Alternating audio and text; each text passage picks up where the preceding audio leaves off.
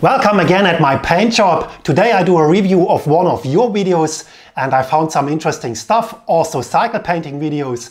And what I found was a video of a young girl named Elena, and Elena painted her bike the first time, DIY, made a video and called it How to Paint a Carbon Bike. And that's stuff I do, that's stuff I'm interested in, but I'm much more interested in how she managed her first bike paint job. So let's go ahead and let's check what Elena did.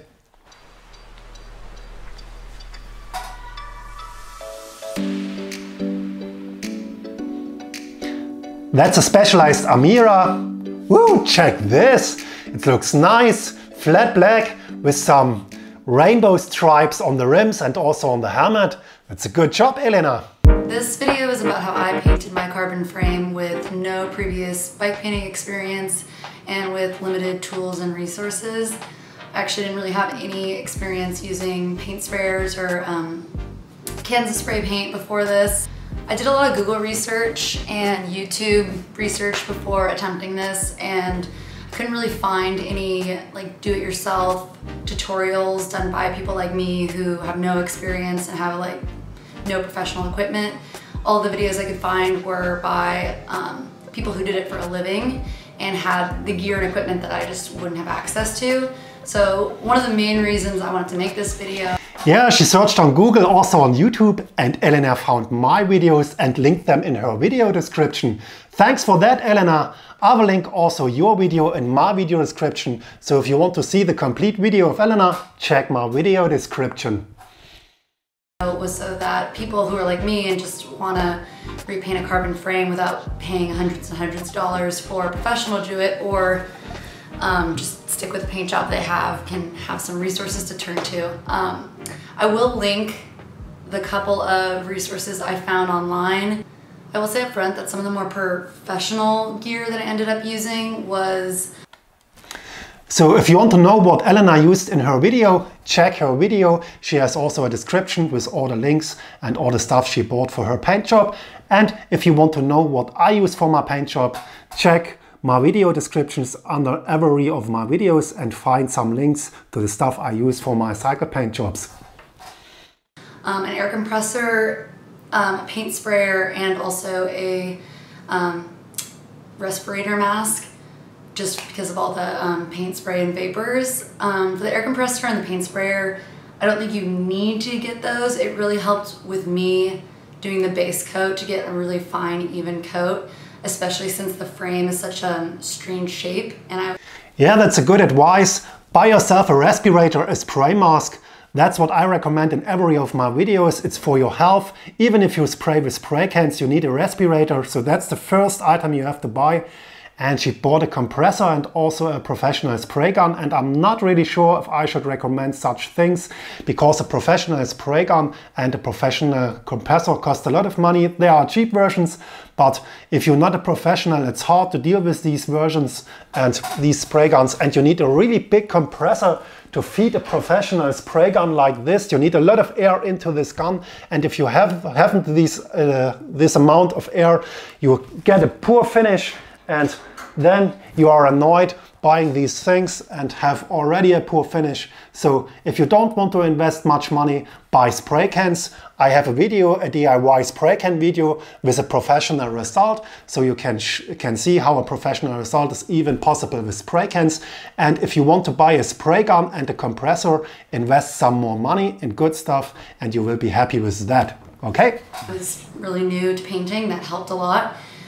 You could totally attempt it with spray cans, but probably just won't be as nice of a finish. I tried to use as much protection as possible when painting, and I would highly recommend that you use a respirator mask during any process where there's going to be particles or vapors in the air. Besides the air compressor... Yes. That's right. Wear a respirator. Elena is so right, and that's also what I recommend. A respirator is a must-have when you do spray paint work, even with spray cans or with professional spray guns. So buy yourself a respirator. That's the best advice you can get. The respirator mask and the paint sprayer, a few things I used were 250 to 400 grit sandpaper, 2 rolls of frog tape, masking tape, an automated paint that I got off Amazon called Hot Rod Black. comes in a kit and has like a satin finish. 5 rattle can paints for metal surfaces, those I got from Home Depot. A clear protective finish of your choosing. I got mine off of Amazon for like $17. A full protective bodysuit for when you're painting, because paint's gonna get everywhere. Plastic protective eyeglasses, which can really be any. Yes, it's a good idea to buy also a paint suit or something like that, and some glasses. Buy yourself such an overall, a paint suit to protect yourself and also to protect your items you like to paint, because if you paint in such t-shirts, such cotton t-shirts, a lot of dust from these cotton t-shirts can turn onto your items or can be blown off the t-shirts and onto your items, and that's not what you want. So a polyester suit, a paint suit is what you need. It protects yourself and it protects also the items you like to paint from any dust on your body. Any trash eyeglasses you have laying around, as long as they, shield your eyes from paint. Some disposable gloves and 2 rolls of 10-foot by 25 plastic sheeting to create a booth for spraying. Some optional things include some sheets or a drop cloth you don't mind getting paint on, or like cardboard, just something, and clamping clips were really helpful. After completely disassembling my bike, I wet sanded a solid layer of paint on the entire frame, fork, helmet, and the rim of my wheels, starting with the 250 grit and moving on to the 400 grit sandpaper. Make sure you're just roughing up the surface. You don't want to come too close to actually. Yeah, she started with 220 and ended with 400 grit. I recommend to use also 600 grit and 800 grit. You need a really smooth surface for a professional paint job. Invest some more time and use also 600 and 800 grit. And what I can see is she didn't remove all the decals. These decals are screen printed and you have a high risk that they bubble underneath the new layers of paint. So if you want to apply self-made paint, remove all these decals and you will get a much better finish, a much smoother finish, and you have a lower risk of a fail, because if such a decal peels or bubbles underneath your new paint, you have ruined your complete paint job. You have to start from scratch, you have to remove all. That's not what you want. So invest some more time than Elena did and remove all the decals. She sanded until the base coat, the white base coat. I recommend to remove the complete color. That's the safest way to do a professional paint job. You can sand also to the base coat, but you have also a little risk that this base coat will bubble underneath your new color. So if you want to be safe, remove the complete color or remove all the decals. That's a minimum, and then you can start with new color on your frame. Hitting carbon.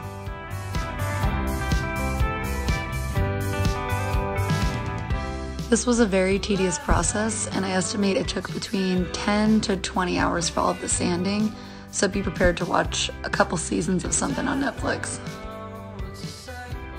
Next comes the masking. You want to mask off anything you do. Yes, she said she needs 10 to 20 hours, and that's what I say. It's a long time, you have to invest a lot of time. If you do it the first time, I think 3 days is a minimum. And when you invest more time, you get a better finish. So take your time, 1, 2, 3 days, remove as much material as possible, do as much smooth as possible, a smooth surface with a lot of sandpaper, 250, 400, 320 maybe, 600, 800, the last one, a smooth finish, and then a primer, a good primer, a base coat, and you're done with a professional paint job. Do not want paint to get on. For the frame, that means the bottom bracket, water bottle cage screw holes, etc. For the fork, that is anything above the crown. For the wheels, that is everything except the rim. With the wheels, try to be as precise as possible when covering up the brake track and take your... Can you see these wrinkles in the masking tape where Elena has her finger? And what I recommend is to use a fine line tape, a small fine line tape for the edges, and then you can mask over this fine line tape with a masking tape, so you can avoid these wrinkles, because color can leak underneath every of these wrinkles. And if you want to mask a graphic or something like that and the color leaks underneath your masking tape, your paint job is ruined. And you have invested a lot of time in masking, but the result is not so good. So invest some bucks, maybe $3 to $4 or 3 to 5 euros in some fine line tape, and you are done with a professional paint job. Time.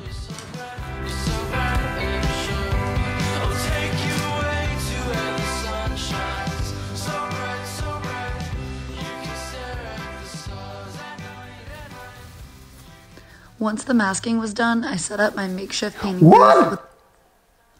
What? Is this her living room? Elena, is this your living room? You are not really painting in your living room, or what? Please tell me that's not your living room. The plastic sheeting and frog tape. And the best way I found to close off the corners of the booth is just with closed. Okay guys, what I have to tell you, and I mean all of you, what Elena did is very dangerous because you need a ventilation in the spray booth. Go outside, or you have to build a ventilation because the fumes are very explosive, the color fumes are explosive, and you produce a lot of dust with a paint gun. When I use such a paint gun, I can fill the whole room within a minute with complete dust, very explosive. So please build a ventilation when you build a paint room, or go outside, and do not what Elena did, because that's dangerous and that's not what I can recommend. And I like to show you how to build a self-made paint booth. And if this is your room, you have to build in a ventilation, and a professional paint booth has the ventilation on top.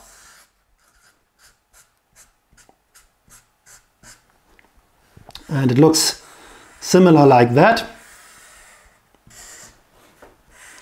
Here you have an air intake, the ventilation, and a filter, an air filter. That's the booth. That's the filter. Here you have the air intake, which will be filtered. And on the bottom of the paint booth, you have another filter, like that.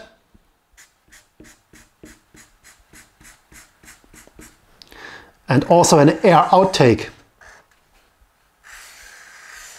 Another ventilation. You have also a heating system, but I don't want to tell you what's the heating system about. It's only about the ventilation I like to talk about. And the best way to do is the ventilation on top of the booth, because you can push down all the dust in the booth with the air ventilation. So if you have dust in your booth, it will be pushed down to the ground. And that's what you need for a professional paint job. So if there's any dust or any spray dust, it will be pushed down away from the parts you like to paint. And that's very professional. And if you want to do a simple and cheap solution, do this. You have your room, something like that, with a door here and a door here. And that's the top, with some lighting on top. That's the lighting. Something like that. So do a ventilation on the left and the right side of your booth. You can use a fan or something like that.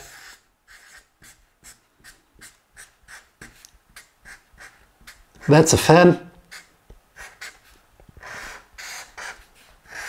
So that will be the air intake. And you have to install a filter mouth on the air intake. Install also a filter on the air outtake. But you don't need a second ventilation, and the fan will push your air through your paint booth and will push out also all the paint dust in this direction. And that is much safer than Elena's paint booth. So please, please, please install yourself a ventilation. And a professional paint booth has a ventilation of 20,000 cubic meter per hour. And that means in my booth behind me, the air is changed every 30 seconds. The complete air inside the booth will change every 30 seconds. The old air is taken out and new air is taken in, and that makes a professional result. That saves me from any explosion, and that pushes all the dust away from the parts I like to paint, because if you want to paint a high glossy finish, you need to push away all the fumes and all the particles, because all the particles in the air will sit on top of your new layers, and your glossy finish is ruined if you have too much of these particles in the new paint. So what Elena did is not 100% perfect. You need a ventilation during the painting process, and if you have a ventilation, you need also a filter. Pins so you can easily unseal and reseal the booth when moving in and out. The result is a small... Oh, check this. That's also not ideal. She put the rims on the bottom of the booth, and if you have parts on the bottom of the booth, I don't paint the ventilation, I paint only the booth. Here you have the frame.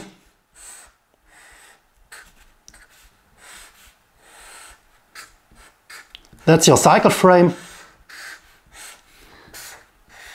And you have the rims on the bottom of the booth. And you paint your frame, maybe from this direction or wherever.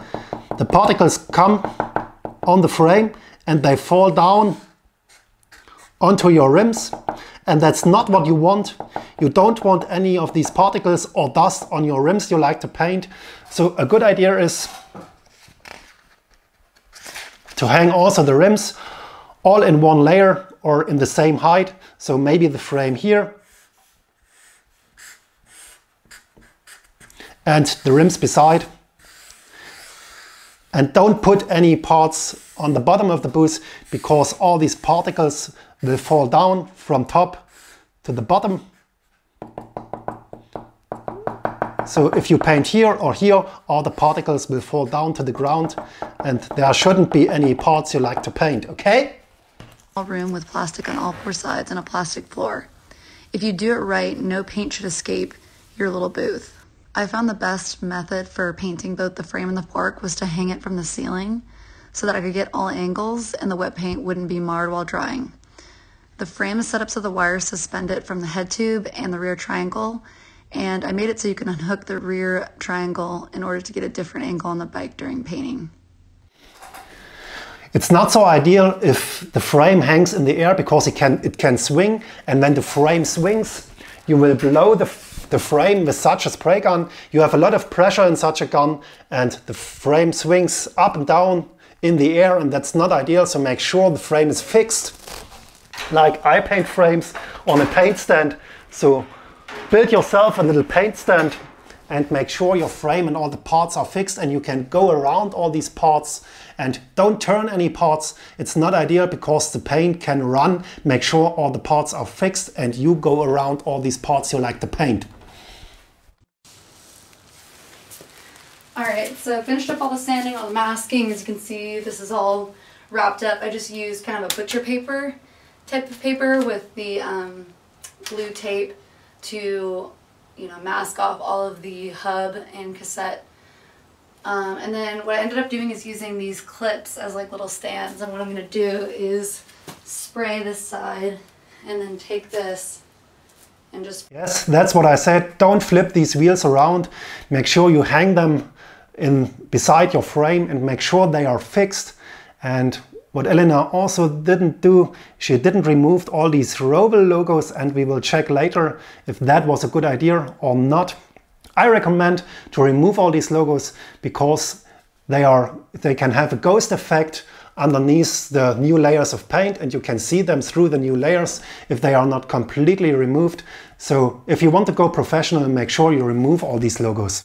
Flip it around by the mast area and spray the other side. So that's what worked for me. You can also hang your wheels. It's just whatever is going to work best. And then, yeah, as you can see, the booth is ready to go, so let's do it.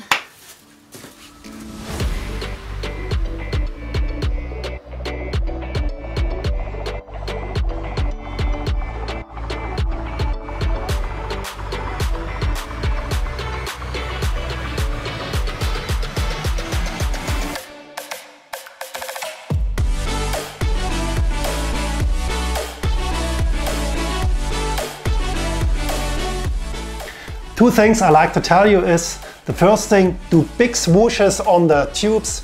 With a big swoosh, one tube, top side, downside, next tube, top side, downside.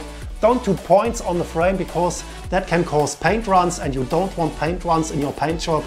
And if you want to do a high quality paint job, make big swooshes on the tubes. So no points, because you have a high risk of these paint runs. And Elena uses a big spray gun, also a bottom feed spray gun, and that's not ideal. Typical spray guns have such a gravity feed like this one. That's also much too big for a bike frame. But a gravity feed is much better for bike painting, because you use only a bottom feed if you want to paint the ceiling or something like that. Because if you turn the gun, the color will leak out of the gun. That's not what you want. So you can use a bottom feed. And these guns are much too big. They are heavy, and it's not easy to paint a frame with such a heavy gun. So buy yourself a minigun like that. And these two guns have the same nozzle needle combination, so you can do the same with both guns. The same effect, the same spray effect, because we have the same needle and the same nozzle inside, but this is much lighter, and the color inside this spray gun is enough to paint a complete frame. You don't need such a big gun, because that's much too heavy, and it's not so easy to paint inside all these frames and all these tubes. So buy yourself such a minigun. It's much easier with such a minigun. And what I recommend is a nozzle needle combination of 1.0 or 1.2 for base coats and clear coats. And it's much easier than such a bottom feed big gun. It's made for cars or boats or airplanes. You can use a big gun when you have to paint panels, big panels, but not bike tubes. So make it easy and buy yourself a small gun.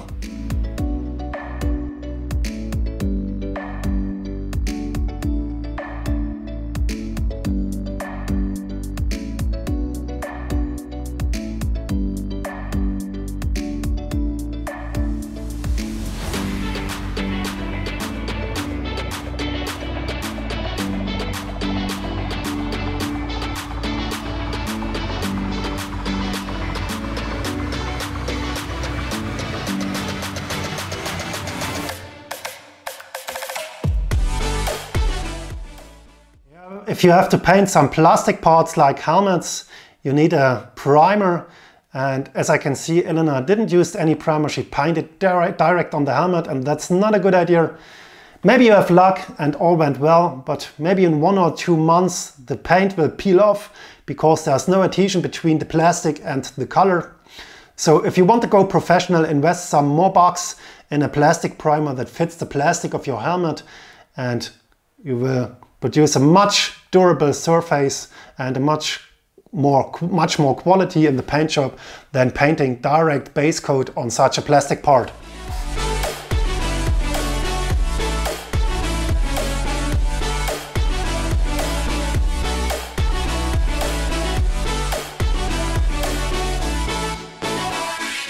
Yeah, check the surface on the bottom bracket. Right from the bottom bracket, it's not smooth enough, and that means the pressure wasn't good enough.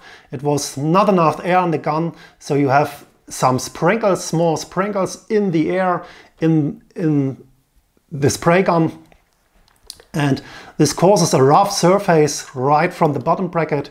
And if you want to do a perfect finish, you need a lot of air, much more air than used in this gun for a smoother surface. And yeah, that's what I can tell you about this paint job. So it's a good idea to use spray cans if you don't have a big compressor. And if you have a big compressor, I will do another video where I tell you how to set up such a spray gun. If you set up the spray gun wrong, you can not produce a high quality paint job. You have such, how can I tell that? Rough, I call it a rough surface. Yeah, a rough surface, that's what I like to tell you.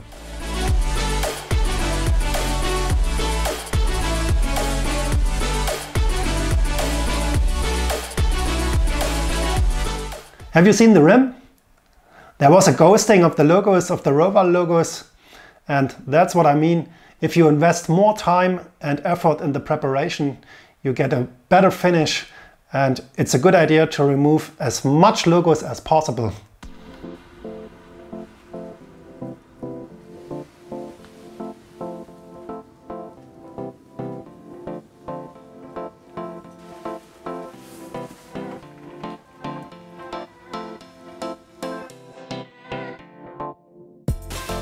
Alright, so the paint is already set, and what I did next was I just masked off the different stripes I'm going to be doing.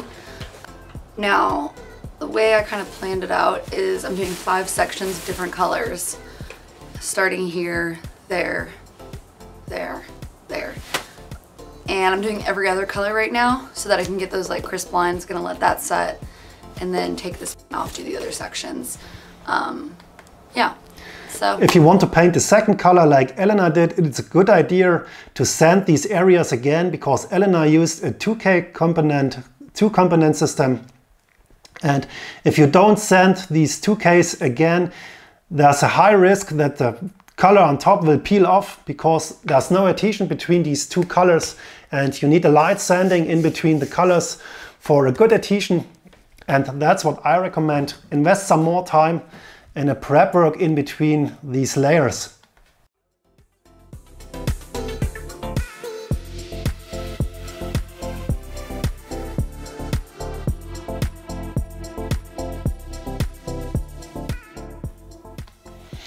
Yeah, and that's what I mean. Use some fine line tape for the gaps in between every color.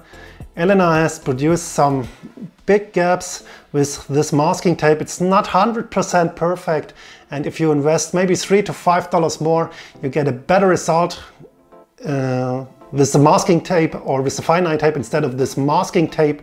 So use a strip of fine line tape and mask the masking tape over the strip, and you get a perfect edge in between every color.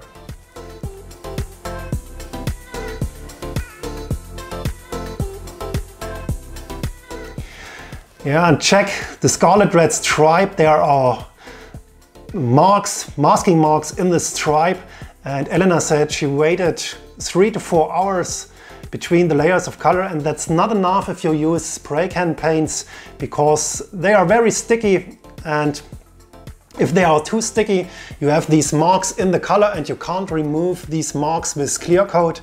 And you have also a risk to rip off the color with the masking tape, and then your paint job is ruined.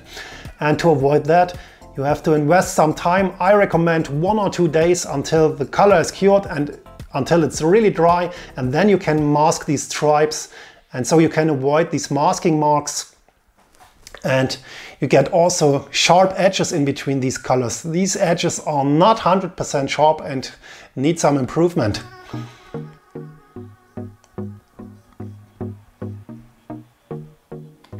Yeah, and if you paint outside, you have no risk of explosion, but you have other problems. If you paint in summer outside, there are lots of bees, flies, insects, dust, particles in the air, and these insects like bright colors like red and yellow, and if you paint a bright yellow, you have hundreds of little black flies in your fresh paint, and that's a horrible nightmare. So if you need to paint outside, if you have no other spot, I recommend to wait until it rains, and when the rain stops, the air is clean, there are not so much particles and also not so much insects in the air, and that's a good chance for a good paint job, for a better finish. So that's my recommendation for you. Paint your bike or your parts or whatever you like to paint after a rain shower.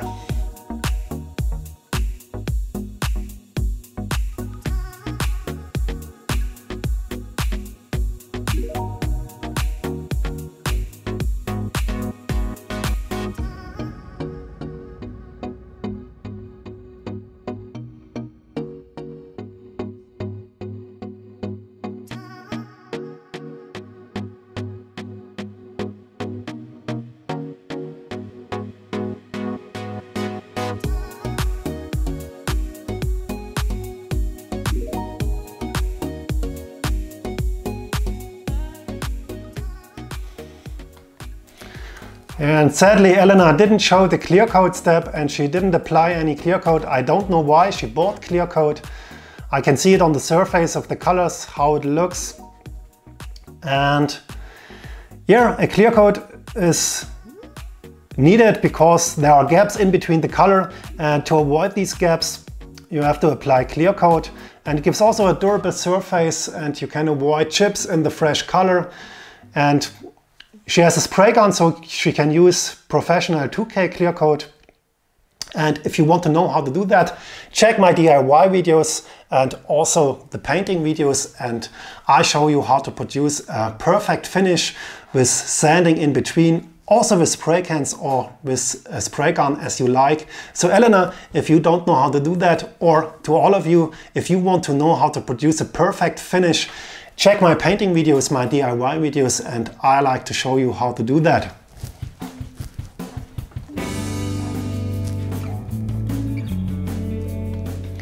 Yeah, but for a first attempt, it's really good. I like the color combination, it looks really good. And you can use it for a show-off if you want to. The finish needs a bit of improvement, but for first try, that's really good. And you didn't rip off any color. I know guys who ripped off the color. And I can see also no paint runs, no major paint runs. Maybe there's a small one or two. But that's not an issue. And Elena, good job, good video. And yeah, if you are a newbie, check this video as well on Elena's channel. I'll link to her channel in the video description. And I hope you liked this video. I hope you liked Elena's video, of course. And if you want to, check also my Insta and Facebook for my daily stuff.